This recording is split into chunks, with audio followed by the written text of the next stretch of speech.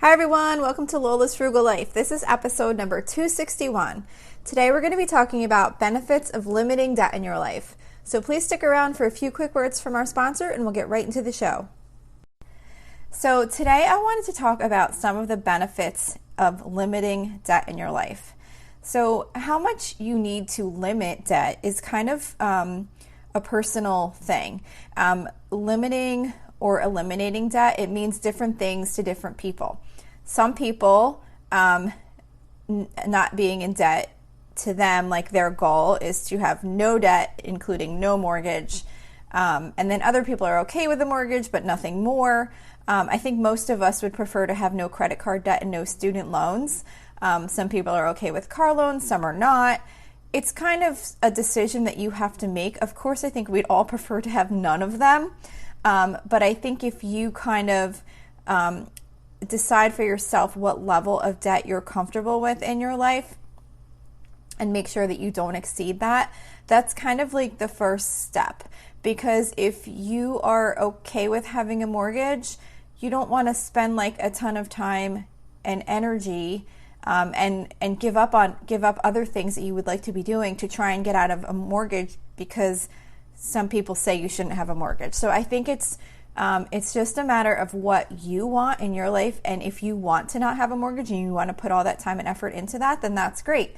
But it's more about deciding what you are comfortable with, what type of debt you're comfortable with, and what type of debt you're not comfortable with, and not allowing yourself to, the extent possible, not getting into any other debt besides those specific types of debt that you're okay with. I think it's important to kind of become your own expert in this area because there's really no right or wrong answer. And there's many experts out there that claim that they have the right way to do things. And I've learned a lot from many of those financial experts about debt and getting out of debt.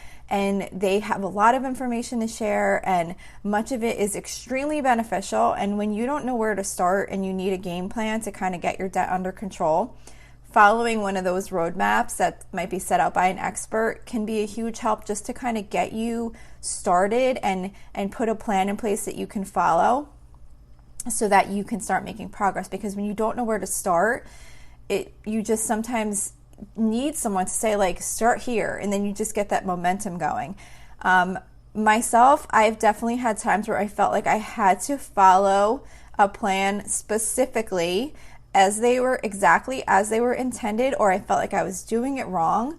And there was times when I was super excited to make sure that I followed those plans specifically. So it really just depends on where you're at in your debt payoff or on your financial journey or whatever. But I think what happened with me is as I started to see progress and I was able to get out of debt, I do have a mortgage and a car loan, so I'm not like debt free, but to me, I'm as debt free as I think I'm going to get. So to me, I consider that we've accomplished that goal. But as I made that progress, I started to realize that I had learned enough to start making my own decisions, and I could pull information from what I learned from those experts for what worked for me and then leave behind what didn't. So I think we all have different ways of what we're comfortable with and what works best for us. So I think it's important to do your research and learn as much as you can and then become the expert on what works best for your life. So the most important thing I think to realize, though, is that debt does not have to be a way of life, or at least excessive debt for sure. And I think that so many of us grow up hearing the message that debt is just part of life.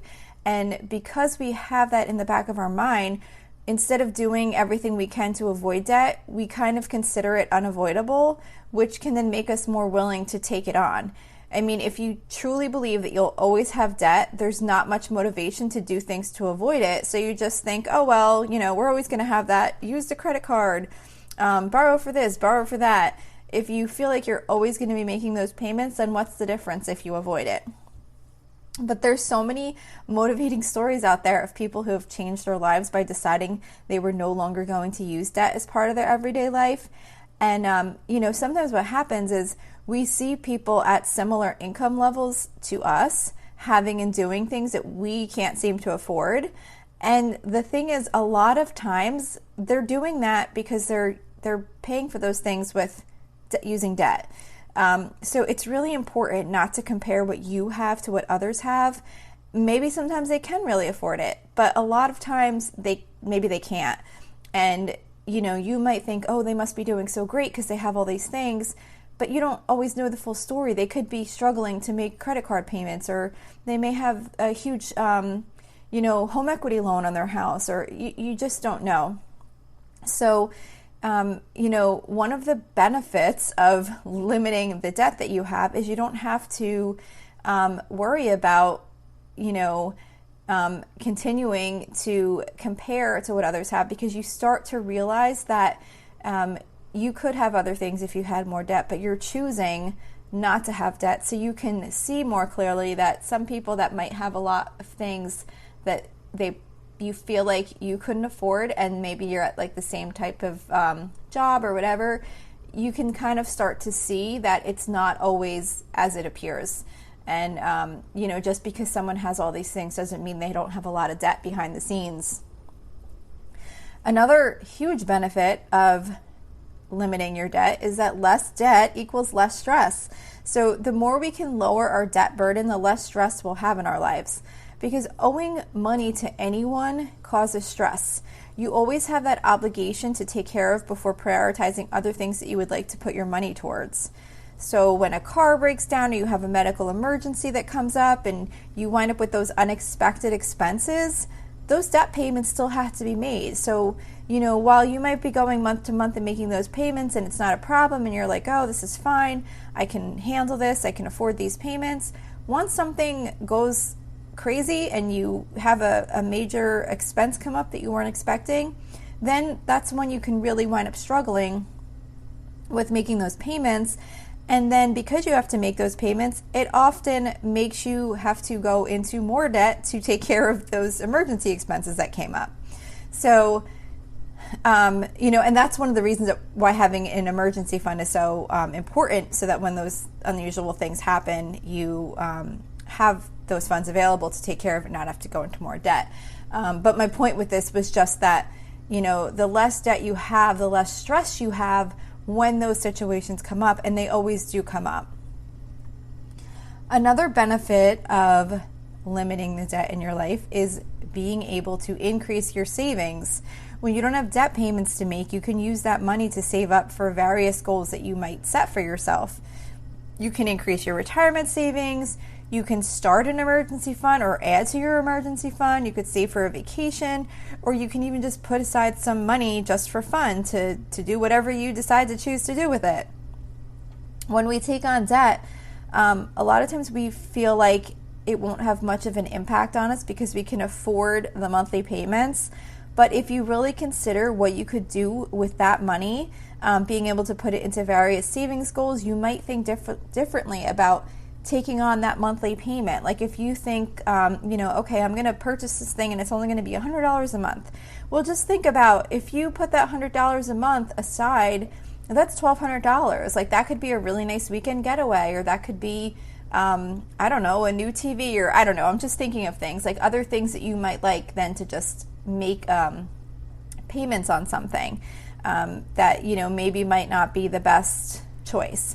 And what happens too is what limits our savings when we're in debt is because we often don't make the best financial choices. It's so easy to just swipe a credit card and make a purchase. But when you pay cash or use a debit card, knowing that money is going to come right out of your account immediately, you might think twice about that purchase. So by using cash or a debit card, you're going to think more carefully about the purchases that you're making, because it's not just that easy swipe, pay with a credit card, and then deal with the payment later on. You'll more likely make less impulse purchases, which just due to the nature of that will help you increase the money that you can save. You'll also have more enjoyment in what you have and what you do. When you make purchases or take a vacation using money that you actually saved up for that particular purpose, you will enjoy it so much more. I'm sure many of us have been on a great vacation, and while swiping the credit card, had that kind of nervous, like anxious feeling, not knowing how exactly we were going to pay for this vacation when we returned home and got the big credit card bill. It's a totally different experience to have a vacation or make like a special purchase when you have actually saved the cash to pay for it. There's not going to be any bill coming in the mail later that you'll have to figure out. You can just enjoy what it is that you're doing or purchasing and know that the money was already there and it's not going to have any impact on your finances or any impact on your stress of having to pay this back in the future. And plus, it's fun to save up for something. Like, it's exciting to decide that you want to save up for something and then watch the amount accumulate over time whenever you have a little bit of money to stick aside for it. And the good thing too about saving up for things is that if you're saving up for something and you have a financial emergency happen, you can say, okay, this happened, I'm going to have to pull that money from the savings. But if you instead purchase that item or go on that vacation in advance of having the money and put it on a credit card, there's no going back. You can't say, okay, well, I'm not going to buy that now because I had this emergency and I need the money for something else. It's already gone, and now you have payments that you have to make. So it always affects you much longer term than if you save up. Now, yes, of course, if you do the vacation and then emergency happens, the money is gone that you had saved up, but you don't have payments to make going forward. So it's just a totally different experience, and it's just so nice to be able to do things and know that you paid for them cash. Maybe it means you scale back on the vacation a little bit. Maybe, you can't go out to as many expensive dinners. Maybe you do a couple expensive dinners and then you do a couple of more casual things, or, you might have to scale back a little bit because if you're not paying with a credit card and you aren't planning to pay it off over time, you might not be able to afford as much, or you might have to save for a longer amount of time. But the thing is that it will be so much more enjoyable to do those things and purchase things that you want when you know there's not going to be any payments that are going to happen after the fact. And my final comment about benefits of limiting debt in your life is that it allows you freedom. The less debt obligations you have, the more freedom you have in choosing how you want to live. You can have more flexibility in the career you choose if you don't have any large debt payments to make. People often get stuck in jobs that they don't really enjoy because they won't be able to keep up with the debt that they've accumulated without that large paycheck. And when you're able to save up money each month instead of making payments with what you earn, you can put that money towards what you value in life and not have to keep up with those debt payments. It's just a whole different level of that. It's like, I guess what I'm trying to say is, you can have the same stressful job. Maybe you have a stressful job that pays really well and you're sticking with it because you're in debt. So you're like, I have to keep this job because I'm in debt. That's like, you have to do that job. But you can have that same stressful job that you're making a lot of money in, but you're not in debt, but you choose to keep it because you're able to do things and save up for things that you want. So that same stressful job will feel much less stressful if you know you're doing it because you're getting things out of it that you want to get in your life, and not just that you have to keep it because you are in this huge amount of debt that has to be paid every month. So it just gives you so much more freedom in your life. And if you are in a job that you're not really enjoying, maybe you can take a lower paying job because you don't have to worry about those large debt payments. Or maybe you can save up to do more things that you really want to do. Maybe you want to spend more time hiking or spend more time doing a certain activity. And by not being in debt, you can take those little bits of money and save up for things that you really want to do and not always be burdened with making those debt payments. So that's all I have to say today about the benefits of limiting debt in your life. There are, I'm sure, many more, but these were the things that came to mind. So I hope this was encouraging to you in some way. I think that if we really think about the choices that we make, there are often many more opportunities to stay out of debt or to limit our debt than we realize. And the more we start focusing on it, the more we can, play an active role in limiting the amount of debt that we allow to come into our life. So that's all I have to say today. Don't forget, you can always email me with any questions or suggestions at lolasfrugallife@gmail.com. You can follow me on Instagram and Facebook at lolasfrugallife. You can find blog posts for each episode on my website at lolasfrugallife.com. And you could also join our private listeners group at facebook.com/groups/lolasfrugallife. If you enjoy the show, please make sure to subscribe on Apple Podcasts, YouTube, Spotify, or wherever you listen from. And I would love it if you would screenshot the show and tag me on Instagram so I can see that you're listening. Also, if you could please take a couple of seconds to rate and review the podcast, that would be really helpful to me. Those ratings and reviews are what they use to determine where the podcast ranks in the search results. So that would really help me in growing the show. And I just got a review recently and I was super thankful. So thank you to the person who recently left me a review. It was about the meal plans, and they had just started meal planning and they were really enjoying those episodes. So that was really great and I really appreciate that. So that's it for today. Thank you so much for listening, and I hope you have a really awesome day. Today's episode is brought to you by BetterHelp.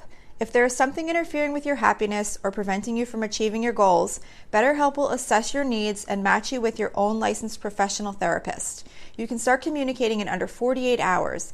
It's not a crisis line, it's not self-help, it's professional counseling done securely online. There is a broad range of expertise available, which may not be available to you locally. The service is available for clients worldwide. You can log into your account anytime and send a message to your counselor. You'll get timely and thoughtful responses, plus you can schedule weekly video or phone sessions so you won't ever have to sit in an uncomfortable waiting room as with traditional therapy. BetterHelp is committed to facilitating great therapeutic matches, so they make it easy and free to change counselors if needed. It's more affordable than traditional offline counseling, and financial aid is available. BetterHelp wants you to start living a happier life today. Visit betterhelp.com/Lola, that's better HELP, and join the over 1 million people who have taken charge of their mental health with the help of an experienced professional.